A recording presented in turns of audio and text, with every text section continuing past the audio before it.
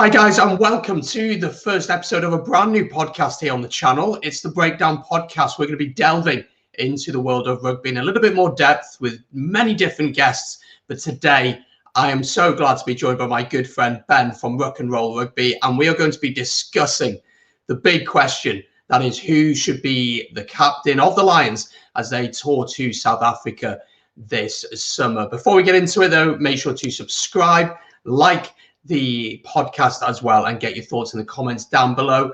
Ben, how are you doing? You looking forward to this one? Yeah, very much so, mate. You know, we're just over a week away now from finding out what the squad is going to be, and obviously with that usually come the captain announcements. So really excited to see how he goes with this one. Absolutely. So what we're going to do today is we're going to have a look at all the captains of the home nations to begin with, and then we've got a couple of wild cards that we'll go through at the end, and then right at the end we will decide our captains. So let's start with our home nation first of all. Of course, it's Alun Wyn Jones, captain of Wales.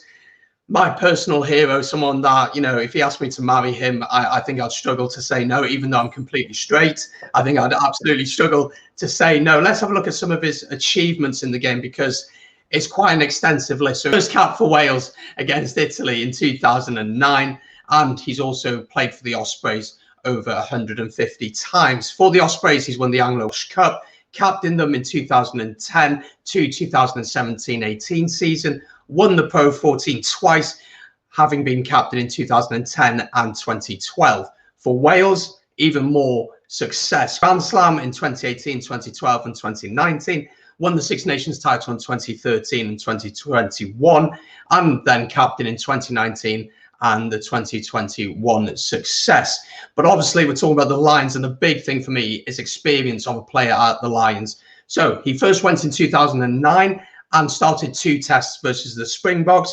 He played in all 3 tests in 2013 out in Australia and captained the team in the final test because of Sam Warburton's injury. In 2017, he went on the tour to New Zealand and played all the tests in the drawn series.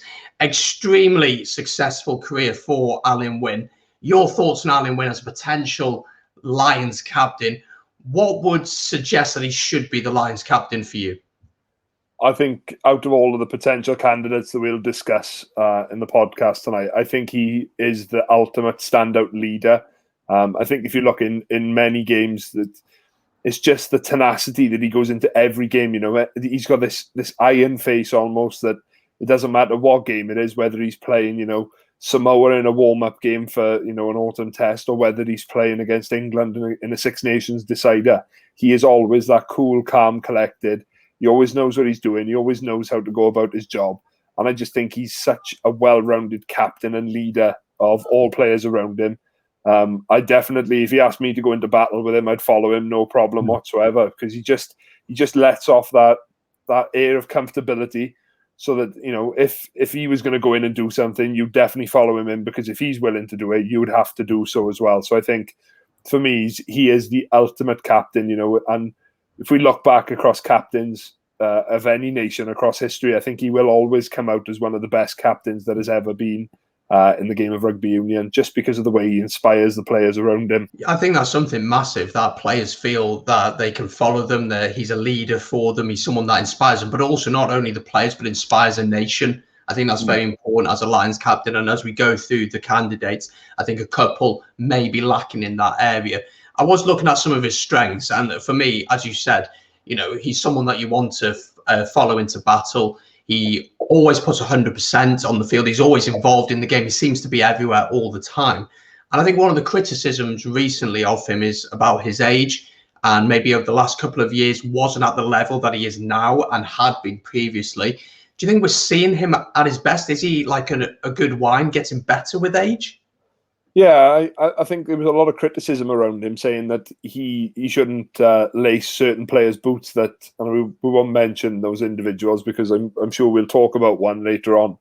But he said that, you know, he doesn't even deserve to lace their boots in terms of Lions selection this summer. And I think to those people, if you look at how he plays every game, yes, he's not making the line breaks. He's not making the charge downs around the breakdown, but he's always up there as one of the top tacklers. He's always up there in the defensive line, leading that defense forward. even if he's not the one making the tackle, he's putting a player in a position where they can make a comfortable tackle and quite easily so as well. So to them, I say, you haven't got a clue what you're talking about. He's definitely maturing with age, and obviously he understands the game so much more. He came into the game, he was a little bit of a hothead, wasn't he? And I think, especially through his first couple of caps, I think I remember back to 2009, I think it was, in a Six Nations game against England. And 2010, I remember it actually. And he stuck a boot out and tripped up James Haskell. And, a player like Alun Wyn nowadays, he would never do something like that now. He just knows the game so well. He knows what he's expected to do and when to do it. And I think, you cannot look too far away from someone as courageous and as powerfully a leader as him to take you into the battle against the Springboks, the current world champions. Yeah, I think, a very young Alun Wyn maybe would have done a few things like that, but now the maturity levels and the understanding and the awareness of his role as a captain is something that massively impresses me. A few other big strengths for me is, his stature in the game.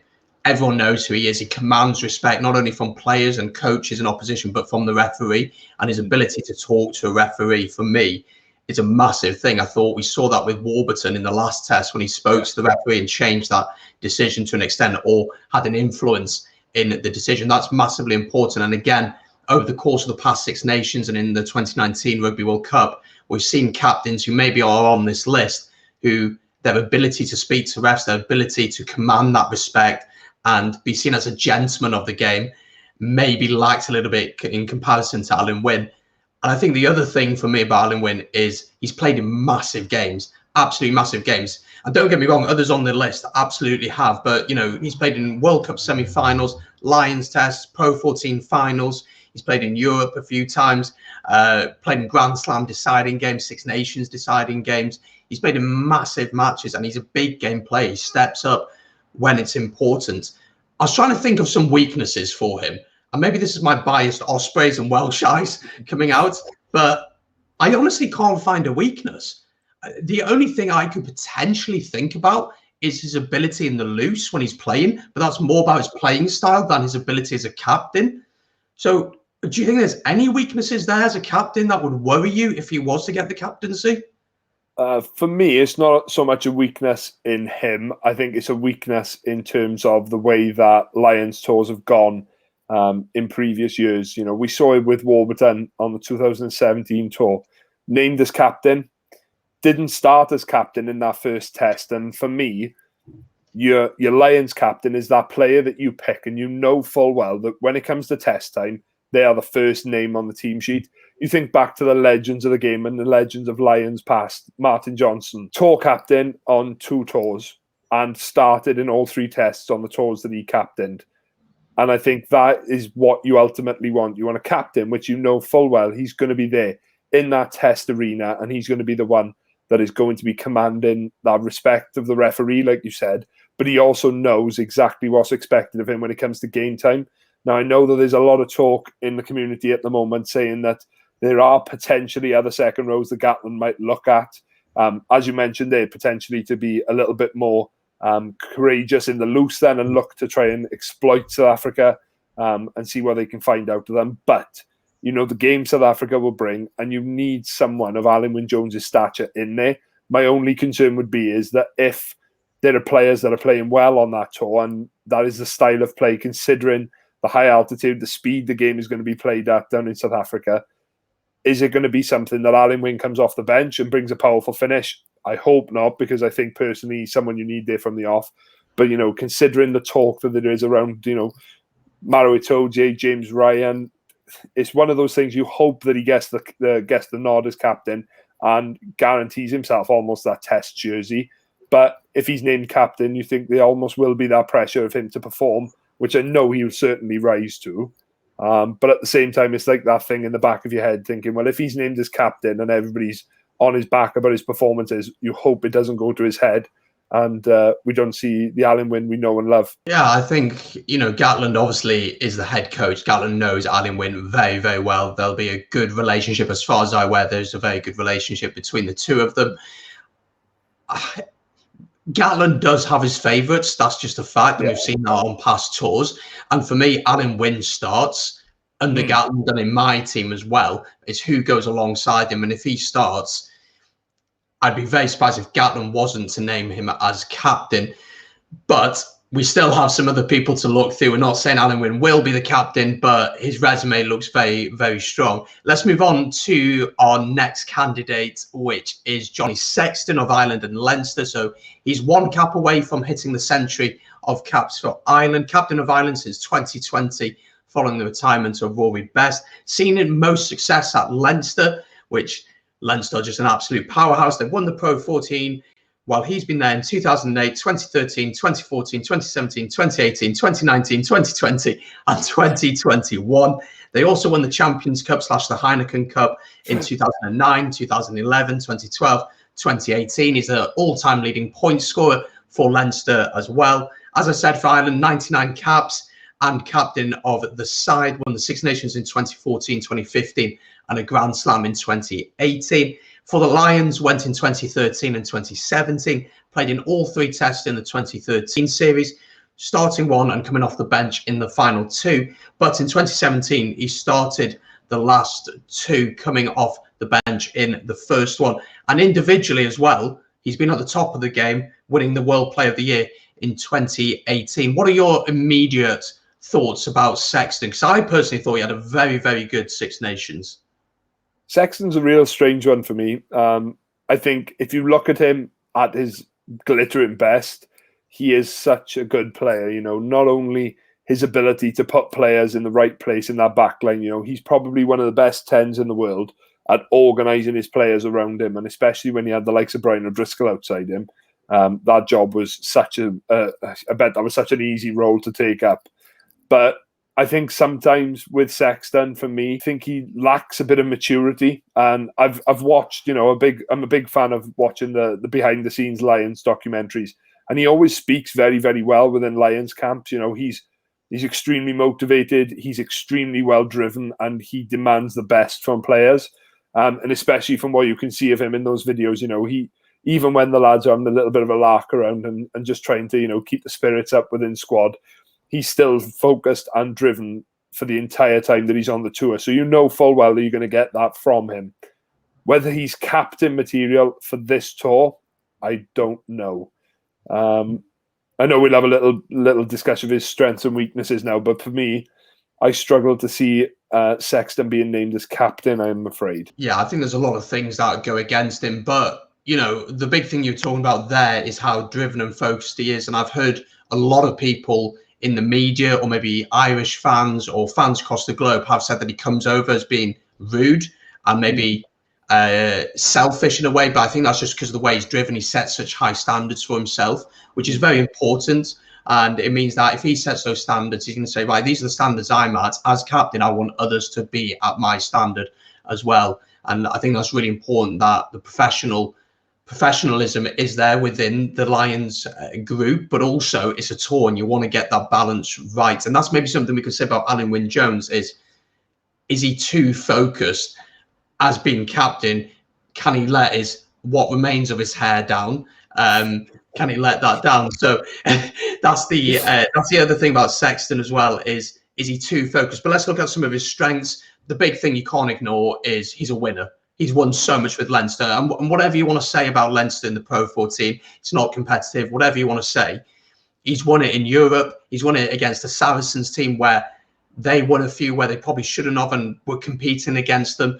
Won against the likes of Racing, spent time out in France, learnt a different style of rugby as well. And the other big thing with Ireland, although they may not have been as successful as they'd have wanted to be, because I think they'd look back and think they should have won a couple more Six Nations, they have won huge games. So 2018 Grand Slam, and also they've beaten New Zealand twice within recent memory. That's massive, absolutely massive. And he was pivotal to that. He is a winner, isn't he? And that's the big thing for him. But do you think that translates across to the Lions for him? Yeah, and you've got to look at his test record for the Lions as well. You know, he's played in 6 tests over the last 2 tours, of which 1 drawn 1, lost 2. So, you know, he, in terms of test record as a Lion, he's definitely got that on his side as well. And especially, you look at that final test against Australia in 2013. Sexton, for me, played his best rugby that I've ever seen him play on that day. He was elusive in the loose. He was tactical when he needed to be, when the game seemed to be slipping away from the Lions just before halftime. But especially against New Zealand, he was the glue that held that backline together against the best side in the world at the time. And he knows when to play, and he knows when it's not on. He's criticised so much for this loop around pass, but the thing is, it works, and it's not for him. It's not something that I suppose that he does every time because he wants to. It's something that coaches know he does well, and they try and implement it into their game plans. So for me, I think, you cannot take away from him how much of a winner he is, how experienced he will be. Even if he goes on this Lions, he will go on this Lions tour. There's no two ways about it. The experience he will bring will be invaluable when it comes around to the test, because this is the shortest run-up we've ever had in the Lions tour before the first test. So those players are going to need to impart their knowledge as quickly as possible on particularly some of the younger heads that could potentially be going on the tour as well. One of the big concerns about Sexton is his injuries. His injuries are very, very well known. And there was a story that broke just before the Six Nations about a French doctor coming out and said he's had this amount of concussions. That was pushed to the side, but there probably is a little bit of truth in that, and there's a lot of false in that. But it is difficult to know what's going on. But he does struggle with a lot of injuries. Of course, got injured early on against Exeter in the quarterfinals. Of what I'm hearing, he's going to be fit for the game against La Rochelle on Sunday. That's what I'm hearing. But that is a concern, because if he's your captain and he plays one game and he gets a bump to the head, or he gets a knock here or there, then the captain being out of the tour straight away is a massive concern. Yes, there's a lot of players who can step into that role, but ideally you want a player who's going to be there throughout the tour, monitoring things, focused on the field and off-field activities as well. And you want them on the pitch for as long as possible. The captain doesn't need to be your best player, but he needs to be someone of influence on the pitch. His injuries are a concern, aren't they? Yeah, absolutely. And I know you don't want to speak of it, especially in the international arena, but the South African boys will know full well if they're lining up against Sexton in that first test, that back row, Vermeulen, Pieter-Steph du Toit, Kolisi, whoever it is that starts, they're going to be told, right, within the first 10 minutes, you don't let Sexton breathe. You're in his face, you're giving him hell, and whatever you do, hit him as hard as you can. And I know it's something that you think, come on, Ben, open your eyes. It's not all about that. But they know full well if they can get into his head early, and they know if they can get a couple of big tackles. We saw the history between Sexton and Bastro a few years back. Every game they played, Bastro would try and stick one on him early just to let him know he was there. And it's one of those things I find with Sexton is, even though he's had the experience he does, you notice in so many games that his composure can go if a player gets inside his head. You look at Wales in the first game of the Six Nations this year. As Wales started to claw their way back into that game, you could see Sexton's head go. He's gone to the referee. He's communicating in a not utterly professional way. Seems almost like what you said earlier on, like he's moaning on at the referee, which isn't the case in the majority of time, because we look at the way captains have an influence on the game today, and they have to have that dialogue with referees. I just think sometimes he goes about it the wrong way, and he comes across, like you said, in quite an arrogant way. So, I think the injuries are a big part, but I think they're a part of a bigger issue the Sexton faces, especially ahead of this summer tour. Yeah, I think his temperament on the pitch it is a concern for me. We've seen him when he's flipped, when, as you said, against us for Wales, the way he spoke to the referee wasn't professional, and straight away a referee remembers that. And he will remember that in the back of his head when decisions come along. Not saying the referee is going to make a decision because of that, but that will play on the referee's mind. And it is going to be something that the ref will remember throughout the match. And then the media will get on Sexton's back. And as you said about the injuries, you were speaking about the first test against South Africa. Who knows? He might not even get to that point. Yeah. And it's not saying that he can't go throughout a test without getting injured, but his track record doesn't back him to get to that point. And I think the way he plays the game, I'm a massive fan of his. I think he's one of the best kicking 10s in the world. I thought he was incredible this Six Nations, playing the territorial game for Ireland, and especially against England, was unbelievable.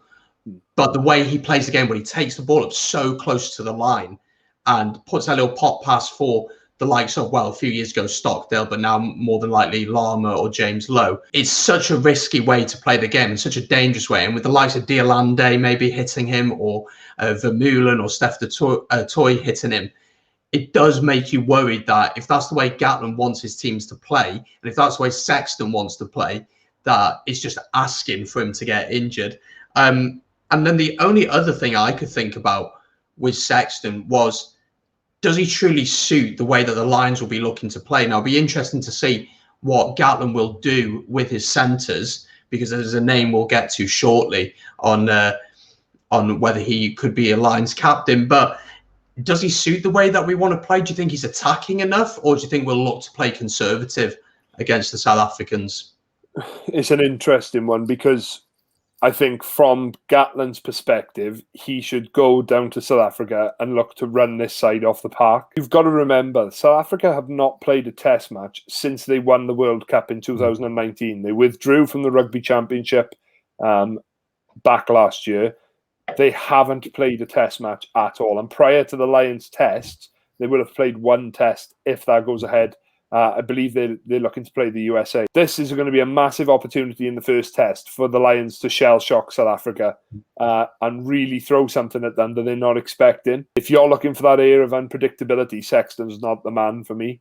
And I think that, like you said, if he comes off the bench, if it's a particularly tight game to close it out, then maybe he sneaks onto the bench. But personally, I think there are far better options, especially if you look at players that are playing on form at the moment. And we're going to do something when we look at the Lions squad when it gets announced, and we're looking at our own personal squads. But for me, I think Sexton does go. I think there's no doubt he's going to go. But personally, I don't think he's going with, you got to think he's 35 years of age now. A lot of players that we're going to mention today are of the older generation. Alan Wynne, he's 37 now. Yeah, that's two players we've mentioned so far as potential captains options that are plus 30. Is that the way Gatland would look to go? Will he look to put a youthful captain in there, someone who has got those leadership qualities? But to bring it back to Sexton, if I'm picking the Lions side to face South Africa in that first test, Sexton's not in my starting lineup. Interesting. Well, we will make a video, of course, on who we will pick to start in our starting 15, and of course we'll look at the bench. Let's move on then to England's current captain, Owen Farrell. England and of course Saracens playing the championship, got a really good win over Ealing, which was massive for them. You felt with them looking to get into the Premiership. For Saracens, he's won the Premiership in 2011, 2015, 2018 and 2019, the Champions Cup in 2016, 2017, 2019. It's difficult to understand how legit those titles are, because obviously of the ban that Saracens got. But they did win them, so we'll count them anyway. They have not been stripped of their titles. For England, became captain of England in the Six Nations of 2019 and led his country all the way to a World Cup final against against South Africa. Won the Six Nations then in 2016, 2017 and 2020. And then for the Lions, again, has played a lot for the Lions over the past couple of tours. Went in 2013 and 2017, came off the bench for Sexton, the final test in 2013. In 2017, started all three tests versus New Zealand. But interestingly, he started the first one at 10, but then for the last two, he moved out to centre to allow Sexton to play 10. So it's interesting to see that he did that. And he scored the most amount of points for the Lions on the 2017 tour. Individually, European Player of the Year in 2017 and 2018, and also nominated for World Rugby Player of the Year in 2016 and 2017. The first question for me is this: has he played enough rugby? Because we've seen it with Saris, haven't we? They haven't played much. Came to England. England really struggled against Scotland. Looked maybe a little bit unfit, not raring to go, not firing on all cylinders. As you said there, no. Do you think that will play into the minds of Gatland? Because Gatland has hinted at that, hasn't he? Yeah, and I think Mark McCall down at Saracens did himself no favours whatsoever yesterday in the statement that he released, saying that this talk about the Saracens boys not being match fit and not being ready to play is absolute nonsense. They're going into this tour in better shape than the Welsh, the Scottish and the Irish put together. Dropped himself into a little bit of hot water with that one, from what I understand. But yeah, there's a big difference between how fresh you are and how ready you are for test match rugby. And I think that if we look all the way through the Six Nations, there was that talk that the crux of the England squad was made up of Saracens players. And they struggled to get going in the Six Nations. They really did. In those first few games, they looked at all at 6s and 7s. And you've got to say, realistically, even though against Wales, they played well in patches, and by patches, I mean 2 phases of play, which they scored tries off, they didn't really get anything going until they played France. Now, translate that to a Lions tour. You're going to be playing warm-up games with a mixed side. When you're coming into test preparation week, you want those players at the absolute peak. And for me, it doesn't matter what you say about the championship in England. Playing Ealing Trailfinders does not mean that you were ready to take on South Africa in the Lions Test series. I'm sorry. I just think that they're not playing against the top quality of player that they should be. And, through no fault of the players, they've been put in this position where they are down in the championship and they've literally got to play what's in front of them. But I think that is going to play against England in respect of the Saracens boys that are involved. But not only that as well, the fact of the Six Nations that England had full stop. Like you said, Gatland has hinted to it apparently, saying that he's not from what I deduce from it, he's not overly keen on selecting certain England players. There will be some that'll go regardless, and we'll talk about one later. But for me, putting my neck out on the line, Farrell doesn't even go for me. Oh, wow. Bold statement there. We'll have to see if that comes to fruition. But the other thing for Farrell is, for me, he doesn't start at 10. There's 2 10s ahead of him in Biggar and Sexton, in my opinion.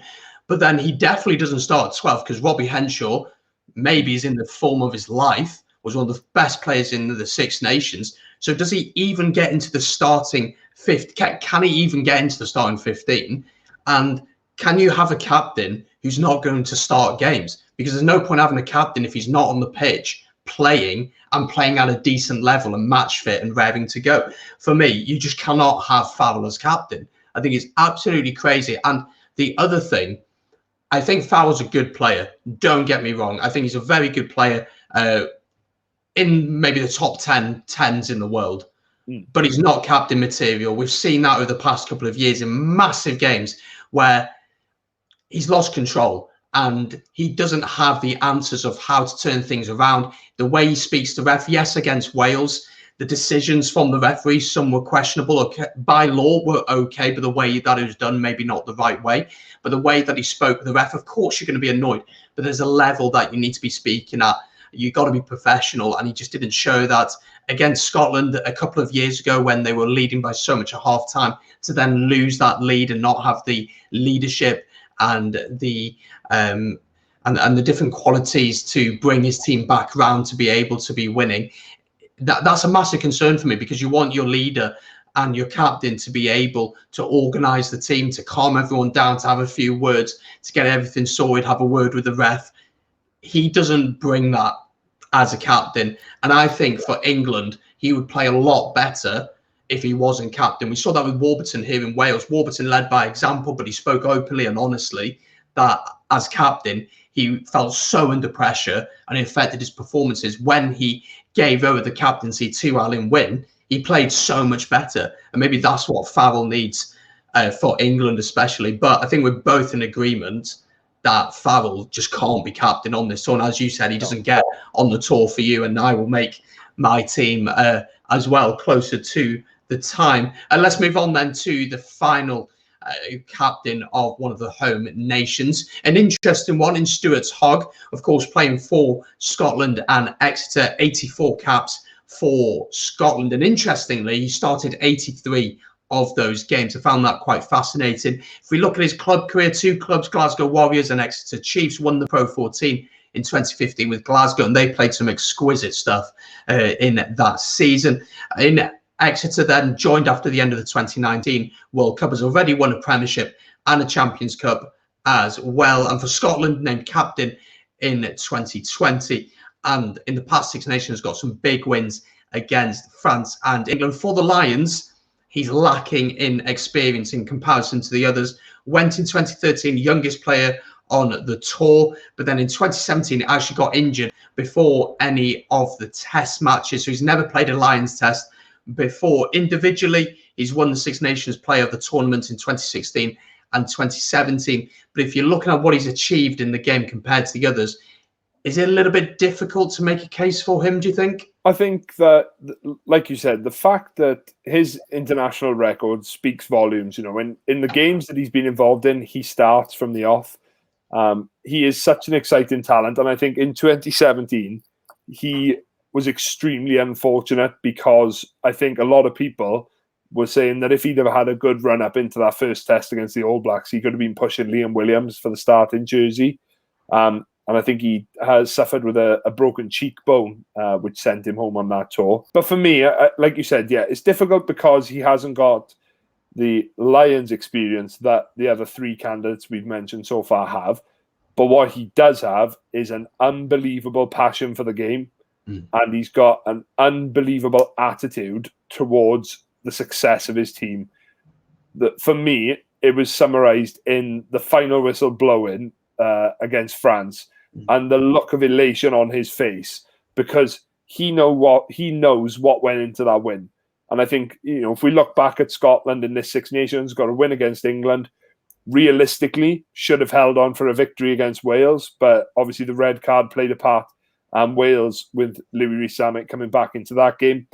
For me personally, they should have beaten Ireland. You know, a sloppy try for Henshaw at the start really put them on the back foot, but after that I think they kept Ireland quite quiet, beat Italy and beat France. So I think obviously that's something to do with the Scottish team, but with a man like Hogg leading you, and I think we'll both agree, for me, Stuart Hogg is in a far better position to be captain than he was when he was with Glasgow since he went to Exeter. I think he's playing some of his best rugby down at Exeter. He's in a squad full of experienced, talented players, and he is playing at the top level of both the English Premiership and of Europe. And it has given him this invaluable experience, which he's taken in some instances back to Scotland. But I think it's going to be a fantastic addition to the Lions squad, because for me, and again, bold claim, but the 15 jersey is Hogg's. I agree with you. I think he has to start for the Lions. And as you said, when he went to Exeter, I think that massively helped his game, helped his growth as well. We saw that with Finn Russell when Finn went over to France to play for Racing, the development of his game, and something in Wales that maybe we've struggled with. Scotland seem to have managed to crack that. As we look at his strengths, as you said, playing at the highest level, probably playing some of his best rugby right now. 100% for me will start, and that's very important. If you compare that to Farrell, he will be starting, and that's something that I think requires you have to start if you want to be captain. For me, we've already spoken about the lack of experience at this level, but the other thing is, I'm not saying you can't be a good captain from fullback, but if there's something at the breakdown, Alan Wynne or someone we're going to talk about in a second is right there. Even Sexton, to an extent, is right there by the referee, able to talk, able to get that conversation going. If you're on the other side of the pitch when it's happening, you have no idea what's happened. There's not going to be any fans there, but you're on the other side, the pressure to get there, to be able to ask what's happened, to understand the situation. Again, the game relies so much on the breakdown these days. Does he truly, not saying he doesn't understand the laws of rugby, because obviously he does, but does he understand the breakdown well enough to understand what's happened? Because for me, if you win the battle of the breakdown, especially against the South Africa team, I think you beat them. Yeah. That's how you beat the South Africans. That's how you win most rugby games now. If you can win the battle of the breakdown, you get a quick ball, you win the game. I don't know if he'll be involved enough in his position to be able to have enough influence. Do you have a counter argument to that, or do you agree with me? I was going to say, I read something, this was going back a few years ago now, an article by Jason Robinson, former England and Lions fullback. And he said that in the games where he took over as England captain around the 2006-2007 period, he said they were the most difficult games he'd ever played in because he was probably covering double the distance he would in a normal game, trying to get to the scene of a penalty to ask the referee for some dialogue. What's going on? What's happening? If you're coming from fullback, like you said, it's very difficult as a captain from fullback to get involved in the game. But we've seen with Stuart Hogg, and I think you always see Scotland are one of the only sides I see do this. But if you look at whenever they announce their side, there are various co-captains in the side. I know that Jamie Ritchie is a big fan favourite, especially in that position. Hamish Watson taking the role a few times as well. Johnny Gray. He has those leaders on the field to support Stuart Hogg, to not only play his game and to be captain, but at the same time to be involved in those big decisions if he needs to be. I think he can do it. I don't think there's any reason to say why he can't be captain from fullback, because at the end of the day, not only is he at the back of the field, but he's probably got the best view because he's going to see everything from this overview of the pitch. And I think it'll give him a really, really good perspective of the game to be able to feed in. Whether he is the actual captain or whether he is a co-captain, though, I'm unsure, or like a vice-captain, so to speak. It's not to say that he can't do it. I just don't think that it's something that... And I know if you look at the sides that Gatland has coached, very rarely has he picked someone outside of the front five or the front eight to captain his side. Yeah, I think it's going to be very difficult for Hogg to be captain, but he'll certainly be a leader. I think that'll be massive. And I think there'll be a lot of leaders across the team, which is something that you need anyway, because again, we'll have those midweek tests and we're playing against South Africa A as well, which will be interesting to see what that is comprised of. But I think we're both in agreement that it'll be tough to see Hogg as captain, but he does start in my team. And I do think that he is a brilliant leader. And I do believe that he's really grown into that role over the past year, because I know there's a few question marks from different folk about his selection as captain, because he did actually put himself forward to be captain for Scotland. Let's talk then about our wildcard. So how this is going to work is we both pick one player each that we believe could potentially be the Lions captain, someone who is not captain in their own nation, but someone that we think may have an outside shout. Let's start with you, Ben. First of all, who have you gone for? For me, I've gone from the home nations. I've gone for Ken Owens, another senior player from within the Welsh side. Another player who you cannot dispute. His international record is staggering. He's coming up to his 83rd cap now. He's currently got 82 caps for the side, and he's been involved in so many of those. At the start of his career, maybe a little bit difficult for him to get involved and to start that career off because he was playing a lot from the bench. But I think once he took over that role as the starting hooker for Wales, he has become one of the players that Wales cannot do without in that side. His motivational aspect, he is always one of the loudest players you will hear on that pitch. But the thing for me that I love about Ken Owens is if there's hard work to be done, he'll put his hand up and he'll say, I'll do that, no problem. I'll do the dirty work. I'll pick the ball up and I'll carry into these big South African forwards.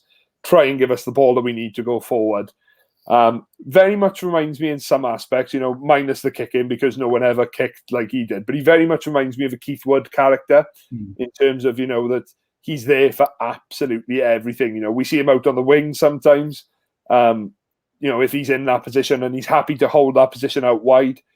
I think he's someone who could bring a lot of, he could bring a valuable skill set to the Lions that they could use throughout the test series.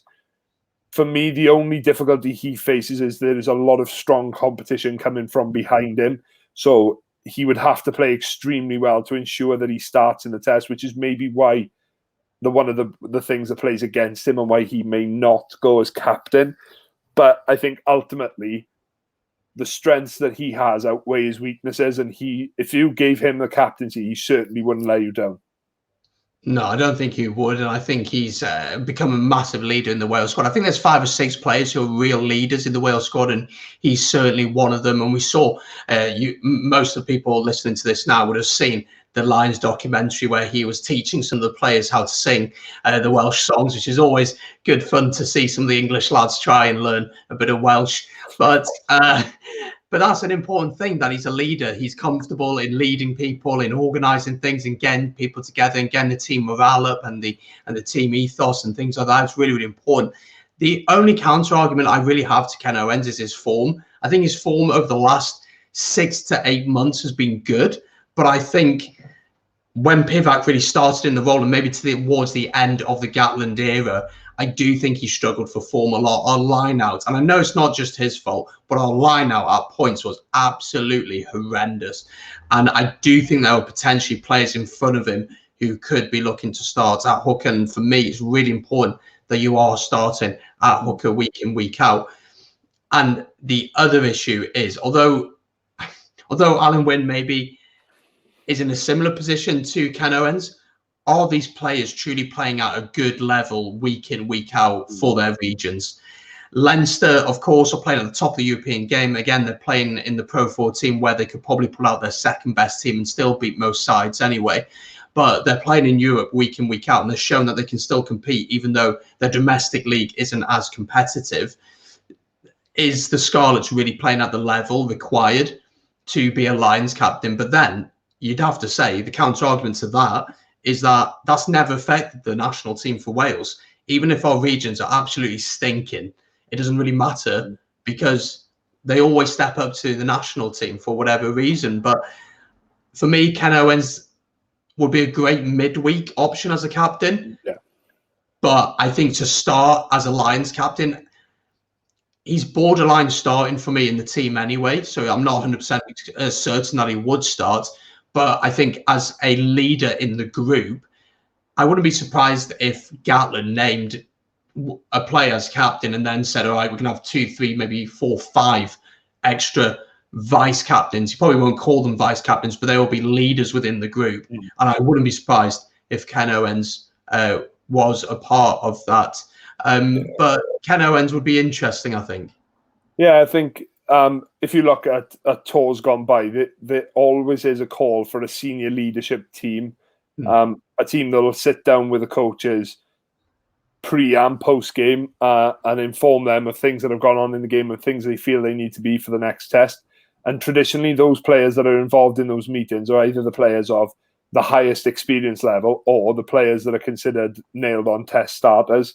So if we look back, obviously, to the one of my standout ones was the 2001 Lions series, where you had players like Jason Leonard involved in that leadership team. Didn't start one of the tests down in Australia. However, he was there giving his experience, his knowledge, wherever possible during that tour. You had Keith Wood. Dai Young was considered at one time on the 2001 tour one of the senior leaders and even captained for one of the games, the midweek games, I believe. So it'll be important to have strong leaders within that camp, not just the captain. And I think if Alan Wynne has an influence on who is selected as part of that senior leadership team, I think, like you well mentioned, Ken Owens could be selected as Lions captain for that. We saw Rory Best take a game down in New Zealand. We saw Dan Lydiate captain against Australia in the 2013 tour in one of the games as well. So it's not unheard of for players like that to get a chance at captain. But as tour captain, I don't think Ken Owens will quite make it, although he could well be on the cusp as an outsider. Definitely, he's one to watch. And the final wild card from my side is Maro Itoje of England and Saracens. Now, this is an interesting one because we've spoken about one of his teammates, in Farrell, and he's not been playing much rugby, but neither has Itoje. But let me put the case forward for you and see what you think.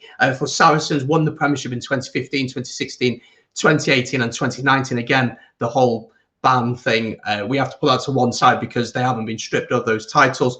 Champions Cup winner in 2016, 2017, 2019. I know it's not much, but an Anglo-Welsh Cup winner in 2015.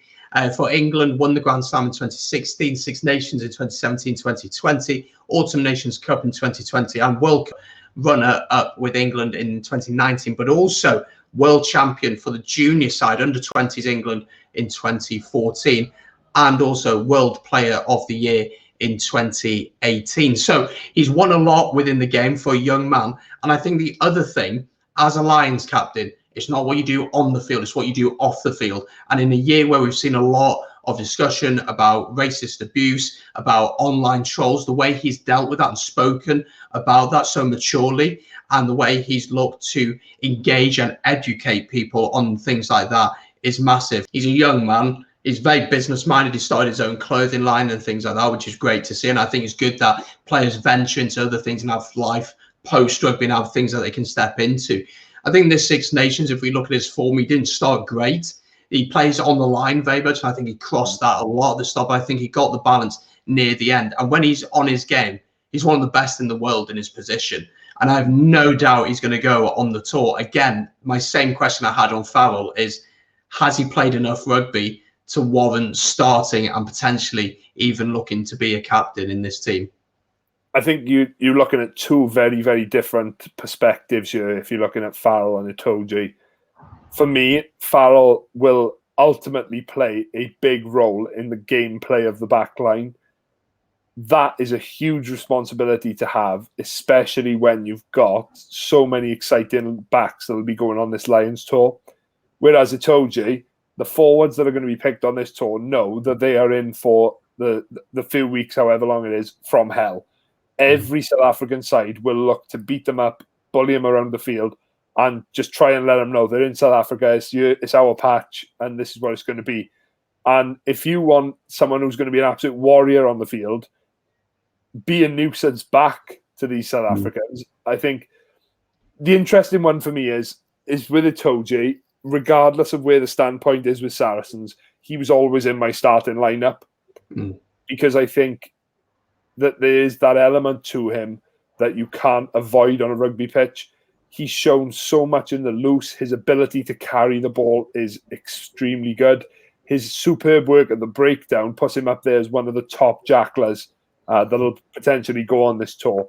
So the amount of positives that he has going for him, it really, really does. You know, you read his resume, like you mentioned just now, and for me, he is one of the most talented players that'll go on this Lions tour. But that could also be his downfall because there will be a lot of spotlight on him. There will be a lot of pressure for him, considering the Six Nations that he had, where he was slated after the Welsh game for the amount of penalties he gave away. He's one of those players. I think he's a very much a Marmite player. You either love him or you hate him.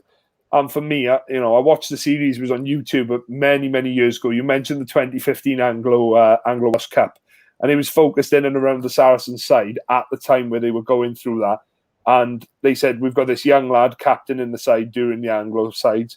Looks like he's going to be an all right player, to be fair, but we like to look at him as captain at the time. And it was Itoje. And he led the side so well during that campaign. But like you mentioned, obviously the scaling up of it is completely different. I don't think he's ready to be a captain yet. I think he could potentially take over as England captain within the next few years, which I think is the perfect step for him. But to make him Lions captain before he's captained his own country, I think is a step too far. Yeah, I think he will become England captain after the 2023 Rugby World Cup. I can't see Eddie Jones staying after that. And that would be the natural thing. It'd be the right time. It'd make sense for him to step in there. I think what you say is completely right against him, right for him, is that he is a leader. He's seen that in the past. This Six Nations, he was slated for a few performances, and rightly so. But then he turned it around. Again, he is a wild card. He will be a leader in the team. He's an absolute menace in the driving maul, in the breakdown, in the line out. He'll cause havoc everywhere. I'm sure he'll try and charge down everything that Faf de Klerk kicks, which will be interesting to see the battle between him and Faf, because I'm sure there'll be a few words said, especially considering Faf is South African and a scrum half. But we have thrown our wildcards out. So what we're going to do now is we're going to decide our Lions Test captain. We'll quickly go through them again, just to quickly recap. So we had Alan Wynne-Jones, first of all, won loads with Wales, won quite a bit with the Ospreys, very, very experienced with the Lions. Sexton, we had second, of course, captain for Ireland, nearly 100 caps for Ireland, won so much with Leinster, domestically and in Europe, won some huge games with Ireland, won a couple of Six Nations and a Grand Slam. Owen Farrell then very successful with Saracens and won a few Six Nations and of course got to a World Cup final. We then had Hogg, of course, Glasgow won the Pro 14, with Scotland got some huge wins this season and playing very well for Exeter and a European champion. We just looked at Ken Owens, player for the Scarlets, playing for Wales very, very well. Six Nations, Grand Slams, World Cup semi-finals, Lions Test tours in the past. And we've just looked at Itoje, one of the best players in his position in the world. England won trophies there, won trophies at Savis. And as I said, one of the best in his position in the world. But it's the big question, Ben, for you, who is the Test tour? And let's pick a vice captain as well out of the rest of them. So for you, who is your Test captain? Alun Wyn Jones. There's no there's no two ways about it, mate. I'm always drawn back to the final Test of 2013. And for anybody that hasn't seen it, it's a massive feature within the Lions tour DVD. But watch the speech he gives before the final Test against the Aussies back in 2013. You see so many captains when you watch these documentaries who are effing and jeffing and screaming and shouting, and banging heads together and things like that. He stands in the huddle of 23 players and he literally just talks the most sense I've ever heard anybody saying. That this is the experience of a lifetime for these boys that are going on the Lions tour. And you listen to any Lion that'll speak about this, and it is the ultimate honour that an international rugby player can have.